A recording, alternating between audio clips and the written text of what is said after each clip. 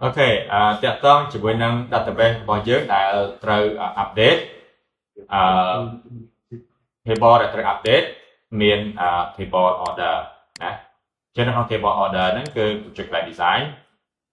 នៅលើ table order ហ្នឹងគឺគ្រូ add ថែមនៅ column 2ណា discount ជា float ហើយនិង seller ជា varchar ហើយបន្តមកទៀតយើងបាន add នៅ table មួយទៀតហៅថា category ដែល table នេះគឺមានទូនាទីដើម្បី store នៅប្រភេទទំនិញមានលេខកូដប្រភេទទំនិញមានឈ្មោះនៃប្រភេទទំនិញជាដើមហើយបន្តមកទៀតយើងបានបង្កើតនៅ table product បាទណាបាទចឹងនៅក្នុង table product គឺទុកព័ត៌មានអំពីទំនិញណាបាទមាន product ID មាន barcode មាន product name មាន stock ណាចំនួន stock តម្លៃលក់តម្លៃទិញចូលតម្លៃលក់ចេញ category ID ប្រភេទទំនិញតែពីព្រោះទំនិញនីមួយៗមានប្រភេទទំនិញណាអូខេបាទហើយនឹងadd បន្ថែមនៅ table មួយទៀតឈ្មោះថា order detail ណាចុចកន្លែង design នេះមកដើម្បីមើល table order detail ចឹង table order detail នេះគឺបានបង្កើតនៅ foreign key 2 order ID តំណាងឲ្យលេខ order នៅក្នុង order detail ហ្នឹងហើយ product ID តំណាងលេខកូដនៃ item នៅក្នុង order detail មួយដែរណាពីព្រោះ order មួយយើងអាច order ច្រើន item ហើយ item មួយអាចត្រូវបាន order ច្រើនដងអញ្ចឹងទៅ quantity ចំនួន item ដែលគេ order multiply តម្លៃដែលគេ order ច្រើនអញ្ចឹងយើងបានធ្វើការ modify ក៏ដូចជាបានធ្វើការ add នៅtable បន្ថែមមួយចំនួនបន្តមកទៀតយើងធ្វើការចង relationship រវាង table ណាចិត្តថ្ងៃមុនការចង relationship រវាង table ដូចជារវាង customer ហើយនិង order ហ្នឹងយើងអាចបើក table ខាង menu ចូលទៅកាន់ design order ហ្នឹងហើយយើងឈរនៅលើ field ដែលយើងចង់កំណត់ foreign key ដូចជា customer ID ដែលតំណាងឲ្យ customer ហ្នឹងហើយយើងមកស្ដាប់លើវាយើងរកចុចពាក្យថា relationship ណាបាទចុចក្នុង relationship នេះយើងបានadd នៅ relationship ហើយយើង tick កន្លែងនេះ table and column specification នេះកន្លែងចុចណាកន្លែងចុចមកហើយយើងកំណត់ណាបាទនេះរវាងអីរវាង order និង order detail នេះយើងចង់និយាយពី order និង customer ដែលនេះអាក្រមនេះណាគូចុចលើអាក្រមនេះវិញមកហើយយើងคลิกចុចនេះហើយយើងអាចកំណត់ណា primary key table គឺអី customer ដែលមាន customer ID ជា primary key foreign key table គឺ order ដែលមាន customer ID ជា foreign key យើងបានបង្កើតនៅ relationship រវាង table customer order របៀបមួយទៀតដែលយើងអាចធ្វើការបង្កើតជា relationship ដោយបង្ហាញជា diagram ឲ្យមើលឃើញគឺ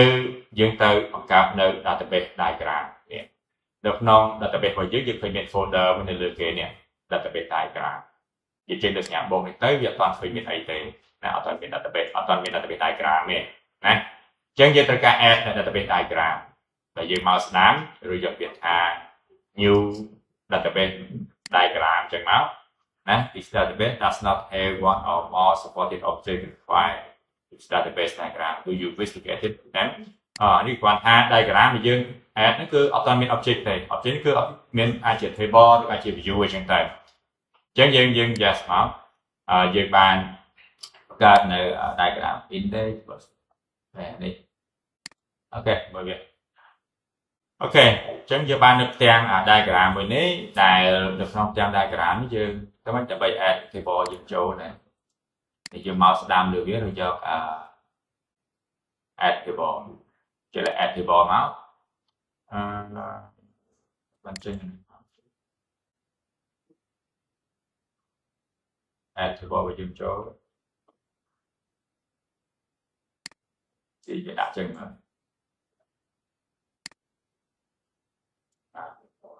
ដល់ចូលយើងទីវាដាក់ចូលក៏ដោយទៅcustomer order detail order add ចូលហើយproduct hay là category kia mà on ok giờ ai chụp control A select the keyboard on nữa hay nên vì mình lại này giờ ai auto size design keyboard on nữa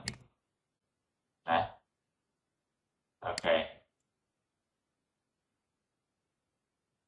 bạn trên design tại keyboard nó giờ ban cho để xin về hai hai rồi anh giờ khởi miệng size để xin mà chân giờ sẽ Việt Nam này mà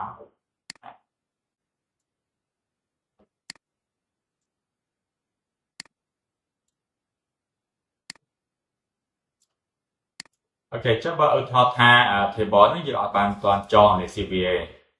nè giờ ta bạn cho để CVA của thọ tha đầu tiên thì bỏ category hay là thì bỏประดับcủa anh mau đám rồi giờ delete để xịt cháo yes mùi máu ok cho nên bây bạc ca relationship đầu tiên thì bỏ pi nắng dưới ô kia category ID là chỉ primary key nữa chúng ta phải chuyển over mà lại chọn table product trong category ID là chỉ foreign key đi mà cái nó bị chơi nhạc tem đôi cả lượng môn nó tem về để dùng cả lệ ship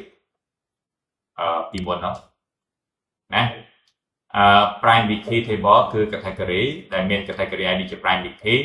ហើយ foreign key table គឺ product ដែលមាន category ID ជា foreign key ចុច OK មកហើយយើងអូខេមួយទៀតមកនេះយើងបានបង្កើត relationship ពេលយើងធ្វើដូចគ្នាសម្រាប់ដូចជា table order ជាមួយនឹង customer ដែលយើងក៏បានបង្កើតវាឲ្យហើយនឹងរវាង table order ជាមួយនឹង table order detail ក៏ដូចជា table product ជាមួយនឹង table order detail យើងចងវាដូចគ្នាចឹងមកបាទអញ្ចឹងនេះគឺអ្វីដែលខ្ញុំបង្ហាញតើតមួយនឹងរបៀបមួយទៀតដែលយើងអាចធ្វើការបង្កើតនៅ relationship យើងគូសវាជា diagram យើងធ្វើវាដូច process ចឹងជួយដាក់ថា diagram មួយចឹងមកព្រោះ diagram ដែលយើងadd មិញហ្នឹងគឺយើងត្រូវការ save ដាក់ឈ្មោះវាណាយើងបាននៅ diagram មួយចឹងទៅណាបាទជំរាបសួរយើង save ទៅកាន់ database អត់យើងចេះត្រូវការ save ទៅកាន់ database អូខេចឹងទៅមិនទៅក្នុង database របស់យើង design ចេញមាន table 5 table ទៅហើយ relationship រវាង table ជាមួយយើងចងវាឲ្យបានត្រឹមត្រូវចឹងមកណាអូខេចំណុចបន្ទាប់ដែលយើងត្រូវធ្វើបន្តទៀតគឺណាដល់ពេលយើងបានជា diagram ចឹងមកហើយយើងនឹងធ្វើការ update ក្នុង project របស់យើងដោយគូនឹងធ្វើការបង្កើតនៅ form 3 មួយឈ្មោះថា product ដែល form ហ្នឹងគឺយើងប្រើដើម្បីធ្វើការ add product ណា add product ឧទាហរណ៍តែមានមុខតំណែងថ្មីដែលត្រូវដាក់ loop អីចឹងទៅយើង add product ថ្មីនឹងចូលណាអញ្ចឹងមុននឹងយើងអាចធ្វើការ add នៅ product ថ្មីគូនឹងបង្កើតនៅmodel ថ្មីមួយឬក៏បង្កើត class ថ្មីមួយឈ្មោះថា product ណាបាទអូខេបាទចេះដើម្បីបង្កើតនៅ model ថ្មីហ្នឹងគឺយើងបកមកកាន់ project របស់យើងណាយើងមើលកន្លែង model មុនយើងមាន model មួយគឺ customer មែនទេចេះយើងចាប់បង្កើត model មួយទៀតឈ្មោះថា product ឲ្យស្ដាំទៅលើ folder ហ្នឹងយើងយកអី add អីគេ form នេះមិន form class ណាបាទទី add class ថ្មីមួយមកអញ្ចឹងយើងដាក់ឈ្មោះ class របស់យើងគឺproduct ណាបាទយើងបាន add នៅclass product មួយចូលក្នុង class product នេះគឺគ្រូត្រូវការ add the member ចូលតាម class ណាដែលមានដូចជាbarcode string ហើយ product name string ដែរ in stock ជាមួយ stock ក៏យកជា integer ដែរ write in ក៏យកវាជា float write out ក៏យកវាជា float ដែរហើយនឹងcategory ID ក៏យកវាជា int nè chỉ feature ok miềnประดับ ID vàประดับ ID คือผู้ออกแต่การឲ្យមានទេពីព្រោះវាគ្រាន់តែជាលេខរៀងនៃចំណេញមួយទៅមួយឯងអញ្ចឹងយើងអត់តែការ store វានៅក្នុងបើយើងអាច store វាក្នុង database របស់ SQL server ប៉ុន្តែសម្រាប់ការnhậpជិតរបស់យើងដូចជាអត់ត្រូវការវាសមថាយើងអត់ត្រូវការប្រដាក់ ID យើងអាចត្រូវការត្រឹមតែ barcode ព្រោះប្រដាក់មួយមាន barcode អូខេហើយបន្ទាប់ពីយើងបានបង្កើតនៅ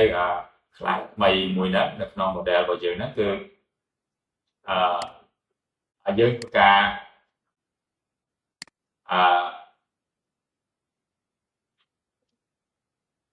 យើងធ្វើការបង្កើតនៅខ្លះមួយទៀតគឺប្រដាក់ DAL ណាបាទហើយនៅខ្លះហ្នឹងគឺនឹងadd នៅ method មួយដែលយើងប្រើដើម្បី add ប្រដាក់ណាបាទអូខេដើម្បីបង្កើតនៅខ្លះមួយទៀតដែលយើងធ្វើការតាក់ទងមួយនឹងការ access data តាក់ទងមួយប្រដាក់យើងđãបង្កើតខ្លះនៅក្នុង folder DL data access layout តាក់ទងមួយ data add data update data delete data យើងដាក់នៅក្នុងយើងបង្កើតខ្លះមួយទុកនៅក្នុង folder ណាដូចការនៃការ customer អញ្ចឹងនេះយើងបានបង្កើត customer DL មួយដែលទុកនៅ method ដែលយើង access ទៅកាន់ data នៅក្នុង customer ដូច add customer delete customer update customer អញ្ចឹងសម្រាប់ប្រដាក់ដូចគ្នាយើងចង់បង្កើតនៅ data access layout មួយសម្រាប់ product អូខេអញ្ចឹងក្នុង DL ព្រោះឲ្យមកស្ដាំគឺរើយក add អី add ខ្លះមួយមកណាខ្លះក៏ដាក់ឈ្មោះថា product DAL អីចឹងតែណា add មួយមកចឹងក្នុងខ្លះមួយនេះគឺគ្រូនឹង add នៅ method មួយដំបូងណាចូលគឺ add product តោះចឹងគ្រូចង់ធ្វើការបញ្ចូលទៅលើ method នេះបន្តិចណាការបញ្ចូលទៅលើ method នេះបន្តិចនៅពេលមានការ add product មានន័យថា method នេះគឺអត់មាន return ថាអីទេហើយយើងយកវាជា public ទី1ទី2method add product នេះគឺយើងមាន parameter ដែល parameter គឺចាំចាប់យក product ដែលទៅ add ណាចឹងដើម្បីចាប់យក product ទៅ add គឺត្រូវការ create object product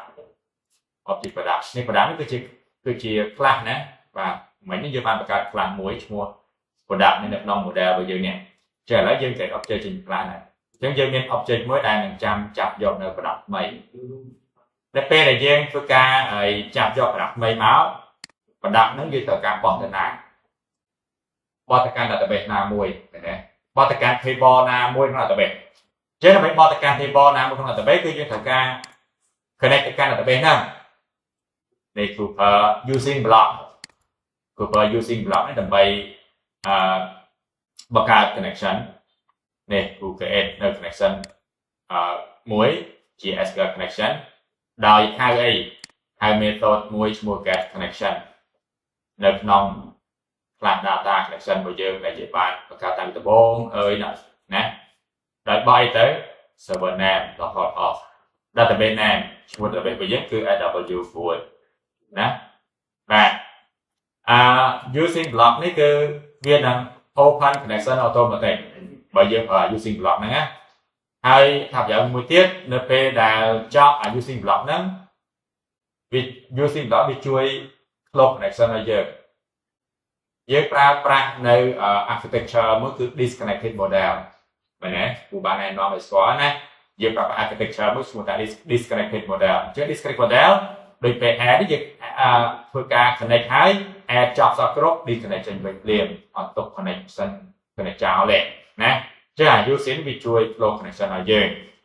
ហើយតមកទៀតគឺពេល add product យើងត្រូវការ dương ban connection hái dương phải ca createនៅ object adapter មួយដើម្បីជា ស្ពានរវាង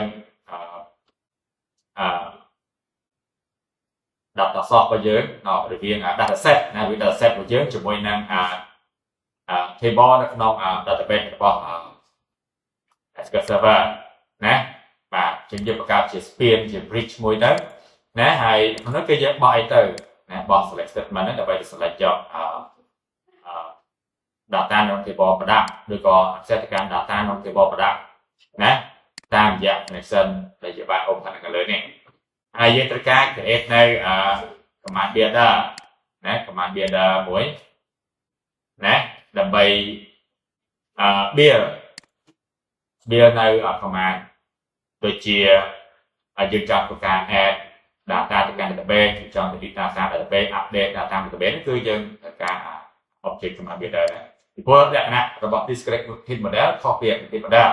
active model គឺអាចខ្ចី method របស់ SQL ដូច insert into delete from where update set where descriptive model គឺយើងត្រូវការ create នៅ object command builder មួយដើម្បី build command ដែលអាចធ្វើការ manipulate data នៅ database insert update delete អស់ហ្នឹងណាហើយយើងបង្កើត data set មួយដើម្បី store data ណានៅលើ memory ណាហើយនេះគឺយើងបានបោះ data table ចូលទៅកាន់ data set របស់យើង fill ចូលទៅកាន់ data set របស់យើងហើយនេះគឺ code ដែលយើងប្រើដើម្បី create new row ណាបាទគឺ create object data row មួយមកណាហើយដើម្បីadd new row ទៅកាន់ data table របស់យើងនៅក្នុង data set របស់យើងណាបាទបាន new row ហ្នឹងហើយយើងធ្វើការ add ទៅកាន់ new row ហ្នឹងដូចជា barcode ណាដូចជា product name ដូចជា in stock ណាដូចជា unit price in unit price out ហ្នឹងណាបាទអញ្ចឹង P ហ្នឹងគឺ object product នេះ object product ដែលបោះមកនេះណាបាទទៅเป็นថ្មីដែលបោះមកហ្នឹងគឺយើងបានបោះទៅតាម field មួយចឹងតែណាហើយនេះយើងធ្វើការ add row ហ្នឹងចូលទៅកាន់ data table ហើយកាន់ data table ឈ្មោះ product ហើយបើយើងធ្វើការ update នៅលើ data table ក៏ដូចជា update នៅលើ database របស់ SQL Server ផងដែរបាទចឹងគឺបានបង្កើតនៅ method មួយណាបន្តទៀតយើងមិនយក method យកទៅប្រើណាបាទប៉ុណ្ណឹងហើយstep បន្ទាប់ណា step បន្ទាប់យើងត្រូវការទៅនេះបង្កើត form នេះមួយណាទៅបង្កើតនៅ form នេះមួយមកណាមាន barcode មាន product name មាន quantity មាន price in price out category name ណា category ID អញ្ចឹងទៅណាហើយយើងមានបន្ត add មួយដើម្បីយើងអាច add product ណាតោះចឹងយើងបកប្រកាន់project របស់យើងវិញហើយគូនឹងធ្វើការ add នៅ form 3មួយណាអូខេចឹងដើម្បី add form 3មួយយើងចូលប្រកាន់កន្លែង folder user interface របស់យើងនេះយើងមកស្ដាប់ឬយកពាក្យថា add អី add form ណា add form 3មួយមកចឹង form ថ្មីនេះគួរចង់ដាក់ថា add form add product ណា add product អញ្ចឹងមកហើយចុចតោះ add មកយើងបានធ្វើការ design នៅ form ថ្មីមួយណាអូខេបាទភាសាតែពេលវេលាអញ្ចឹងគូនឹងគូមាន project មួយណាគូអាចទៅ open project ហ្នឹងតិចមក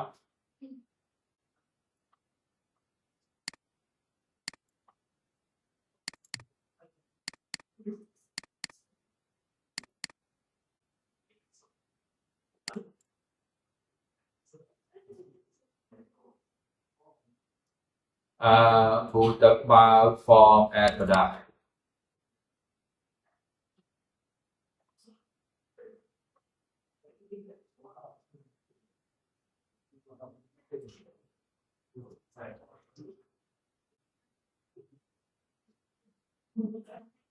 អូខេអញ្ចឹងគូបាន form add product ហើយជួយ copy វា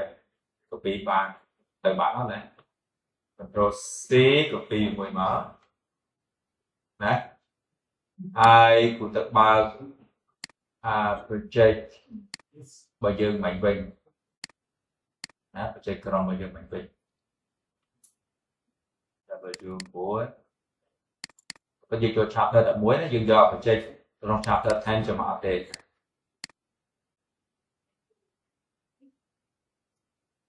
ហើយយើងបកមកកាន់ project របស់យើងនេះវិញឲ្យស្ដាងអូផាសឆ្លងមកបានផង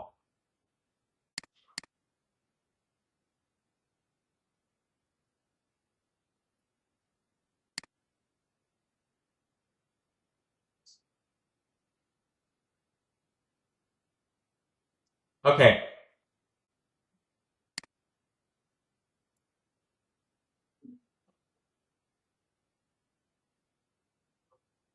Okay, chẳng cú ban chu ca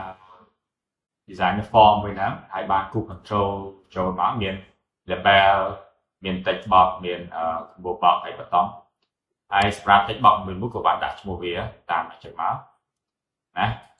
thì product name, nè thì in stock, nè,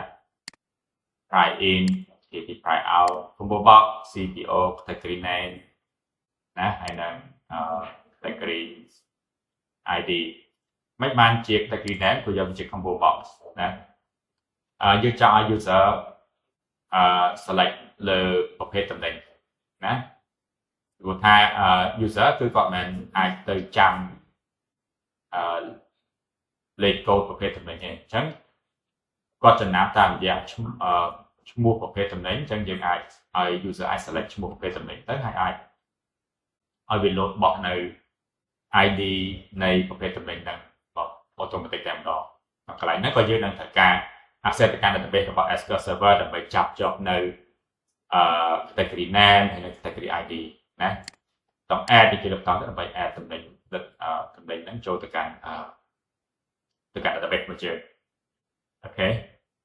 តោះចេះតែពេលយើង design នៅ form មួយនេះហើយយើងត្រូវធ្វើឲ្យបន្តទៀតណាគឺ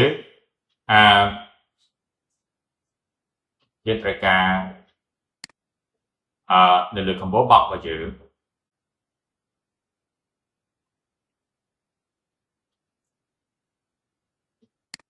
នេះយើងត្រូវការបង្កើត event form load មួយណាបង្កើត event form load មួយនៅលើ form add product របស់យើងណាដែលក្នុង event form load ហ្នឹងយើងនឹងធ្វើការadd នៅ code form load របស់យើងចូលណាតោះជាដើម្បីបង្កើត event form load យើង set ទៅលើ form ហើយនេះយើងចុចកន្លែងនេះហ៎ event server event មួយគឺឈ្មោះអី load ណាបាទចំណុចទីនេះខាងលើនេះគឺបានកើតនៅ list មួយណា list នេះគឺសម្រាប់ store នៅ product ID ណាបាទ list នេះដើម្បី store នៅ product ID អូខេបាទហើយនៅក្នុង form add product ណាក្នុង form add product គួរតែការ set code ដើម្បីអីបាទចាក់ set code ដើម្បីអីចឹងគ្រូផាស code នឹងចូលអូខេចំណុចទីនេះគឺគ្រូចង់បញ្ចូលទៅលើ code បន្តិចណាគ្រូត្រូវការពេលដែល form load គ្រូចង់បាននេះគ្រូចង់បានcategory ID និង category name ណា category name ឈ្មោះអី category ID អីគេចឹងទៅណាបាទអូខេចឹងនៅទីនេះគឺគ្រូត្រូវការបើក connection ឡើងវិញណាបាទគ្រូប្រើ using block ណាគ្រូប្រើ using block ណាគ្រូ create នៅ object connection មួយណានេះទៅចាប់យកទៅហៅយក method get connection នេះ server name ដែលយើងបោះទៅហើយនៅ database name គឺ AW4 ណាបាទអូខេបាទហើយបន្តទៀត con.open ជា open តែប៉ុតកន្លែងនេះយើង connection ហ្នឹងបាច់ open ក៏បានដែរបាច់ទៅ say open ក៏បានដែរ using block ហ្នឹងវានឹង open connection automatic ហើយណាបើមិនយើងប្រើប្រាស់នៅ using block ណា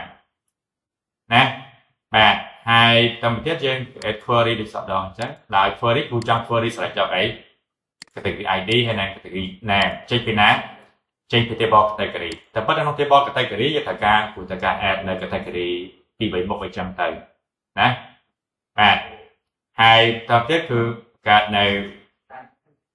SQL command ណាកើត SQL command បាទនៅទីនេះគឺគ្រូចង់ប្រើអស់ហេតុផលដែលគ្រូ open connection ដោយសារតែយើងប្រើលក្ខណៈdisconnected model នេះណាបាទអញ្ចឹងគ្រូត្រូវការ query មួយហើយគ្រូត្រូវការនៅ gain object SQL command មួយណាអូខេ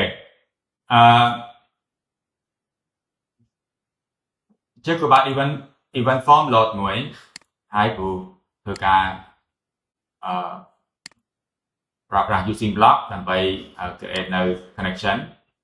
ហើយគ្រូបើលក្ខណៈ disconnected model connection ត្រូវ open ណាបាទយើងត្រូវការអីមិនបានគ្រូប្រើ disconnected model sorry មិនបានយើងប្រើ connected model យើងគ្រាន់តែត្រូវការរៀបចំ data ទាក់ទងមួយនឹងប្រភេទតំណែងដែលមានដូចជា category ID category name នៅក្នុង table category ដែលយើងបានបង្កើតនៅក្នុង database របស់យើងនោះណាបាទអញ្ចឹងគឺប្រើលក្ខណៈ connected model ហ្នឹងណាបើសិនជាយើងdisconnected model គឺក្នុងការដែលយើងចង់ធ្វើការ manipulate insert delete update ទេណាយើងប្រើ disconnected model ហើយណាបាទអញ្ចឹង SQL command ដើម្បី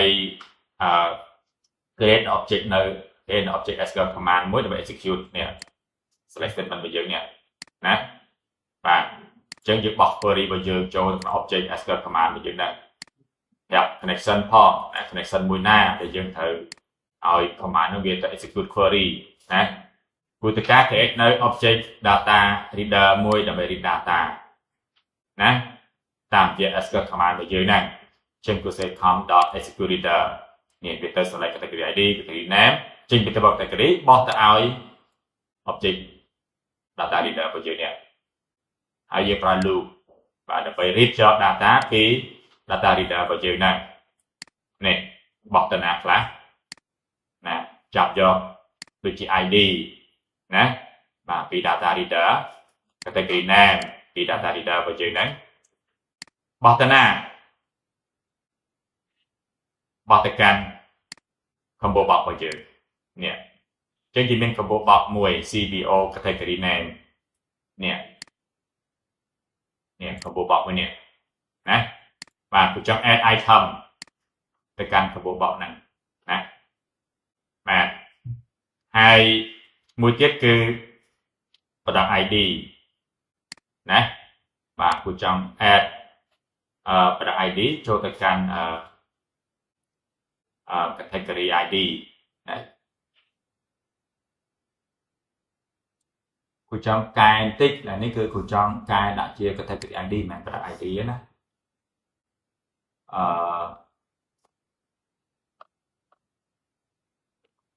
បាទ category ID បាទយើងចង់ add category ID ចូលទៅកាន់ list របស់យើងណា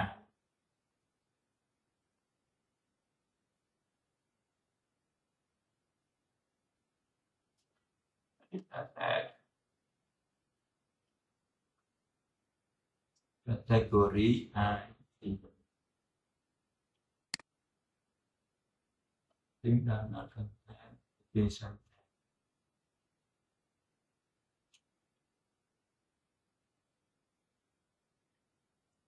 បាទអញ្ចឹងវាជាន់ជាមួយនឹង string ណា list នេះក៏ចង់ដាក់ get ID ទៅបានដែរណាអូខេ get ID អញ្ចឹងក៏បង្កើត list ខាងលើនេះដើម្បីអីដើម្បីទៅ read យក category ID ណាបោះចូលក្នុង list របស់យើងណាបាទអញ្ចឹង category name បោះចូលទៅកាន់ combo box ហើយនឹង category ID បោះទៅកាន់ list នេះគូបានបង្កើត list មួយនៅលើនេះណា បាទហើយ connection នេះវានឹង flow automatic ណាវានឹង flow automatic ហ្នឹងគ្រូប្រើ try catch គ្រូបោះវាចូលទៅក្នុង try catch ដើម្បីចាប់ព្រោះពេលខ្លះ connection យើង fail ណាឬក៏ connect ទៅកាន់ table ហ្នឹងវាអត់មាន table ហ្នឹងអីចឹងទៅវានឹង error នៅក្នុង block ហ្នឹងឯងអញ្ចឹង try នេះវាចាប់យក exception ហើយបោះចូលក្នុង catch បោះជា error message អញ្ចឹងទៅណាអូខេនេះគឺជា code ដែលយើង set ក្នុង form ឡោះតោះយើងបកមកកាន់អីបកមកកាន់main form មកយើងវិញទៅលើ main form ព្រោះអត់ទាន់បាន add ព្រោះអត់ទាន់បានចុចលើ button ដើម្បី add product មែនទេអញ្ចឹងគូបើក update main form នឹងមកហើយគូអាច copy button ហើយមួយទៀត button នេះពេលយើងចុចទៅយើងចង់អីយើងចង់ទៅបើក form add product គូចូលទៅកាន់ property វាតិចមកគូដូរ text បន្តិចដាក់ថា add product ណា button គូចង់ដាក់ចំណងជើងឲ្យវាថា FRM add product អូខេនៅលើ button នេះគឺពេលដែលយើង click លើវាគូចង់ទៅបើក form add product ណាអញ្ចឹង new form add product .show dialog ទៅចឹងមកអូខេអញ្ចឹងគឺសារ start នៅ project របស់យើងតែមើលតើពេលដែល form load យើងបានទៅចាប់យកនៅ category ID category name មកបានឬក៏អត់ណាឬក៏វាមានបញ្ហាត្រង់ណាតែអញ្ចឹងយើង log ចូល connection successful add product error loading form invalid argument zone is not valid static index parameter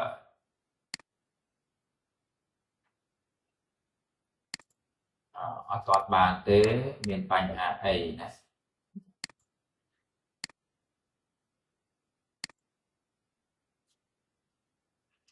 អូខេអញ្ចឹងមូលហេតុពី error អំបញ្ញមិញហ្នឹងគឺដោយសារតែនៅក្នុង database table category គឺគ្រូអត់បានធ្វើការ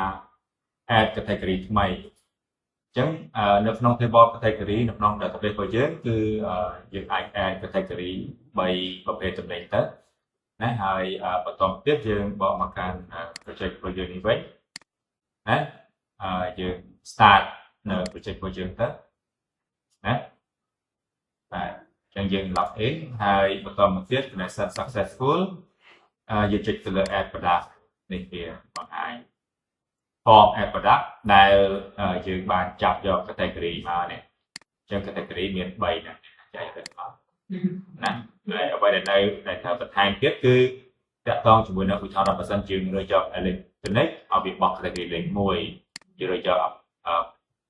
cosmetic ឲ្យវាបោះ category លេខ2យើងរើសយក appliance ឲ្យបោះ category 3អញ្ចឹងដែរណាអញ្ចឹងតែហ្នឹងគឺយើងកែប្រែតែប៉ុណ្ណឹងណា